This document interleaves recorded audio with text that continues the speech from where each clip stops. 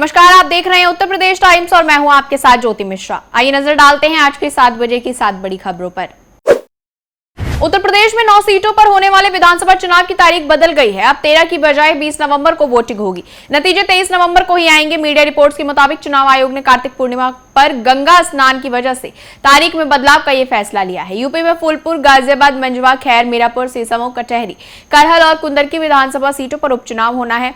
उसमें कानपुर की सीसामऊ सीट को छोड़कर अन्य सभी सीटें विधायकों के सांसद बन जाने की वजह से खाली हो गई हैं। नामांकन की तारीख पूरी हो चुकी है। दरअसल पिछले महीने 15 अक्टूबर की तारीख को चुनाव आयोग ने 9 विधानसभा सीटों पर उपचुनाव का ऐलान किया था। 13 नवंबर को वोटिंग की तारीख दिए जाने के बाद भाजपा ने एक सप्ताह तारीख बढ़ाने की अपील की थी। गंगा स्नान की वजह से मतदान की तारीख में बदलाव की अपील की गई थी। बीजेपी ने चुनाव आयोग से अपील वाली चिट्ठी में लिखा कि यूपी में कार्तिक पूर्णिमा के स्नान पर्व और पूजा का धार्मिक महत्व है। 15 नवंबर 2024 को कार्तिक पूर्णिमा का स्नान पर्व है और बड़ी संख्या में लोग कार्तिक पूर्णिमा के स्नान और पूजा करने के लिए जाते हैं, जिसके बाद तारीखों में बदलाव का फैसला लिया गया।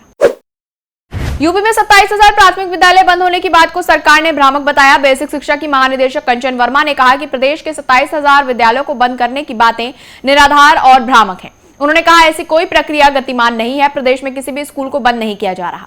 उन्होंने कहा कि प्रदेश का प्राथमिक शिक्षा विभाग विद्यालयों में मानव संसाधन और आधारभूत सुविधाओं के विकास, शिक्षा गुणवत्ता को बेहतर करने और छात्रों को विशेषकर बालिकाओं के ड्रॉप आउट दर को कम करने के लिए सतत प्रयत्नशील है। इस दृष्टि से समय समय पर विभिन्न अध्ययन किए जाते हैं। हमारा उद्देश्य शिक्षा की गुणवत्ता को और बेहतर करना है। गाजियाबाद कोर्ट रूम में 29 अक्टूबर को वकीलों पर हुए लाठीचार्ज के मामले ने तूल पकड़ लिया है। इस घटना के विरोध में आज उत्तर प्रदेश और दिल्ली डिस्ट्रिक्ट कोर्ट के वकील हड़ताल पर है। इलाहाबाद हाई कोर्ट के बाहर वकीलों ने पुतला जलाया। गाजियाबाद समेत प्रदेश के सभी जिलों के वकील अनिश्चितकाल हड़ताल पर है। कलेक्ट्रेट में प्रदेश के मुख्यमंत्री के नाम ज्ञापन दिया गया। गाजियाबाद में जिला बार एसोसिएशन का मुख्य गेट धरना स्थल बन गया है। कोर्ट की तरफ आने वाले सभी गेट बंद कर दिए गए हैं। बार सभागार में अधिवक्ता धरना देते नजर आए। न्यायिक कार्य का बहिष्कार गाजियाबाद कोर्ट में वकीलों पर किए गए लाठीचार्ज के विरोध में किया जा रहा है। वकीलों की इस हड़ताल को हाईकोर्ट बार ने भी समर्थन दिया है। बार एसोसिएशन गाजियाबाद ने न्यायालय में लाठीचार्ज की जांच एसआईटी से कराने और जिला जज के विरुद्ध अवमानना की कार्रवाई और उन्हें बर्खास्त करने की मांग की है। रविवार को बार एसोसिएशन ने आपात बैठक बुलाकर हड़ताल का प्रस्ताव पास किया। मुख्यमंत्री योगी आदित्यनाथ की अध्यक्षता में सोमवार को कैबिनेट बैठक में 27 प्रस्तावों पर मुहर लगाई गई।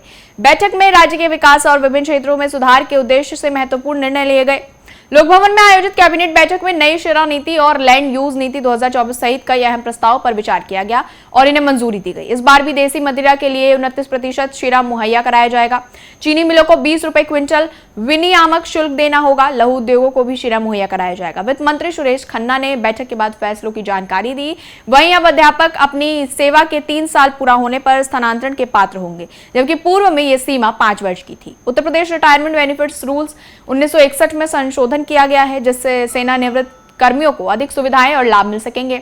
ये बदलाव राज्य के सेनानिवृत्त सरकारी कर्मचारियों की आर्थिक सुरक्षा को सुनिश्चित करेगा और उनके हितों का संरक्षण भी करेगा। इन सभी फैसलों समेत यूपी कैबिनेट बैठक में अन्य 27 प्रस्तावों को मंजूरी मिली। लखनऊ में समाजवादी पार्टी के दफ्तर के बाहर एक नया पोस्टर लगने से राजनीति में हलचल मच गई है। इस पोस्टर में पार्टी के राष्ट्रीय अध्यक्ष अखिलेश यादव को 2027 का महानायक के रूप में दर्शाया गया। ये पोस्टर उस समय लगाया गया जब उत्तर प्रदेश में अगले विधानसभा चुनाव की तैयारियां तेज हो चुकी हैं। पोस्टर में अखिलेश यादव की तस्वीर के साथ बड़े बड़े अक्षरों में महानायक लिखा गया है। सपा दफ्तर के बाहर लगे पोस्टर में अखिलेश यादव की फोटो के साथ लिखा है 2024 का जननायक, 2027 का महानायक। जानकारी के मुताबिक इस पोस्टर को झांसी में समाजवादी पार्टी यूथ ब्रिगेड के पूर्व जिलाध्यक्ष सुरेंद्र प्रताप सिंह ने लगवाया है। इससे पहले भी अखिलेश यादव के समर्थन में कई पोस्टर शहर के विभिन्न हिस्सों में लगाए गए थे।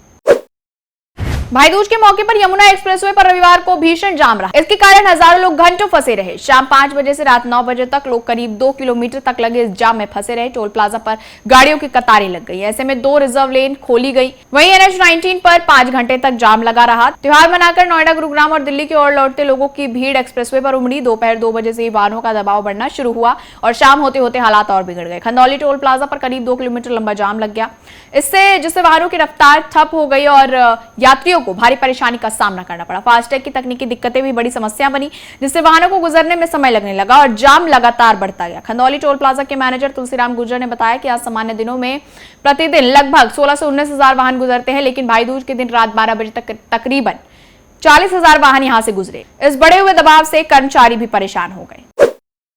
दीपावली के बाद उत्तर प्रदेश में वायु प्रदूषण की स्थिति गंभीर रूप ले चुकी है। कई शहरों में वायु प्रदूषण का स्तर तेजी से बढ़ता जा रहा है। उत्तर प्रदेश के 4 प्रमुख शहर गाजियाबाद, मुजफ्फरनगर, नोएडा और ग्रेटर नोएडा देश के 10 सर्वाधिक प्रदूषित शहरों में सूची में शामिल हो चुके हैं।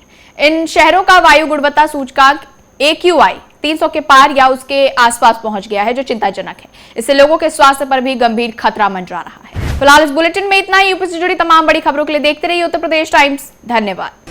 हम हैं देश के दिल, उत्तर प्रदेश की धड़कन, उत्तर प्रदेश टाइम्स।